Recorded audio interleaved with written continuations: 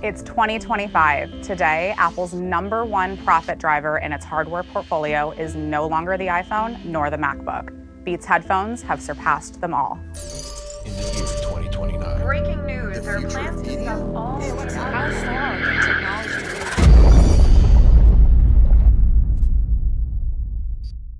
Despite the growing omnipresence of technology, from driverless cars to smart homes or to AI that could be turning sentient, there's a dirty secret underneath it all. We're actually moving towards a digital regression. Well, maybe not that far back. No, we'll never go back to days where we weren't spending countless hours on smartphones for truly everything. Because technology is here to simplify, organize, and connect us. But the paradox is that while technology makes our lives better, it's also making us miserable.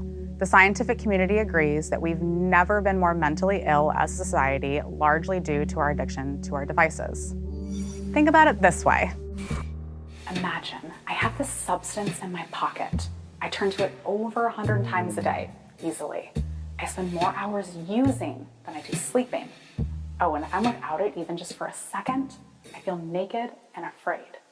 Hearing it like that, yeah, you'd probably call me an addict. But that's all of us now. This didn't happen by accident. Behind the screens of our favorite apps and platforms, all the major players are designing products that we'll need to use more and more.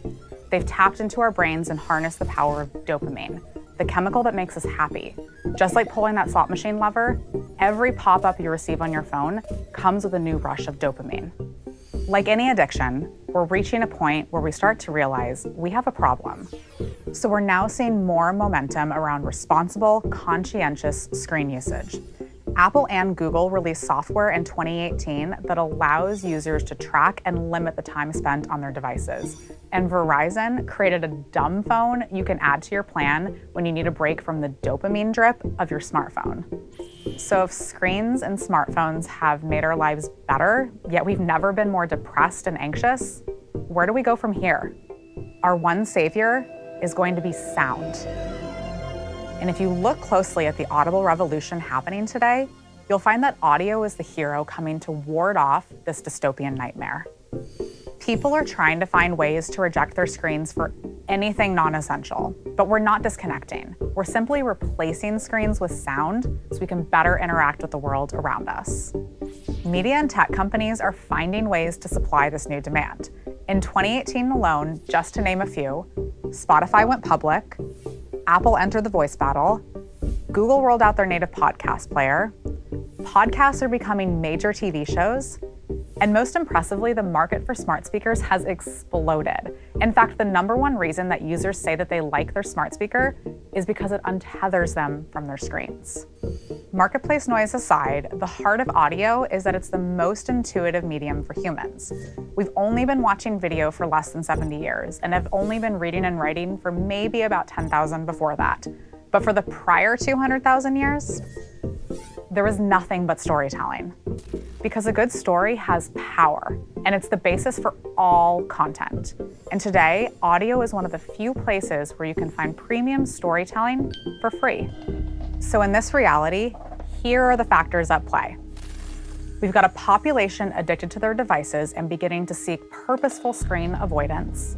With that, a rapidly growing audio industry is now providing unprecedented choice in content. Plus, there's the open access to high-quality audio content.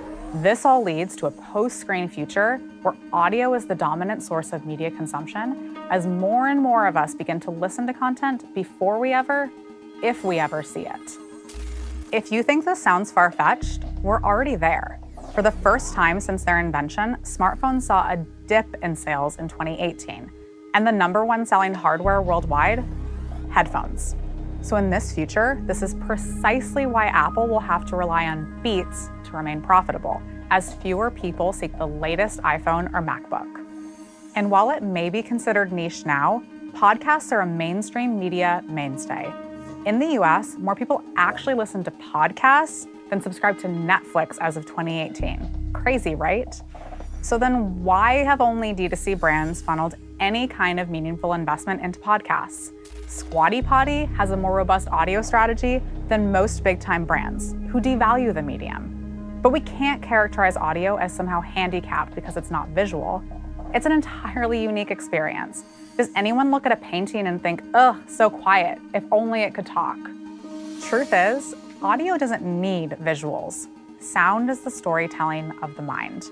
Neuroscientists have proven that when you listen to content, your brain triggers something called self-visualization, a personal experience in your imagination. And further studies found that audio has the ability to evoke even more emotion than video content. Turns out, video didn't kill the radio star after all. Or perhaps audio is just back to save the day. Either way, here's how your brand can prepare. First, discover your sonic branding. Sound's strong tie to emotion gives you the opportunity to crystallize your brand in someone's mind. Consider what stories your brand is distinctly poised to tell. How can you take ownership of a passion point through audio? Next, treat audio as a dedicated channel in your plans. It should be a tenet of your media with distinct creative. Finally, set up a Pump Up the Volume audio and voice workshop to drill down on all of this.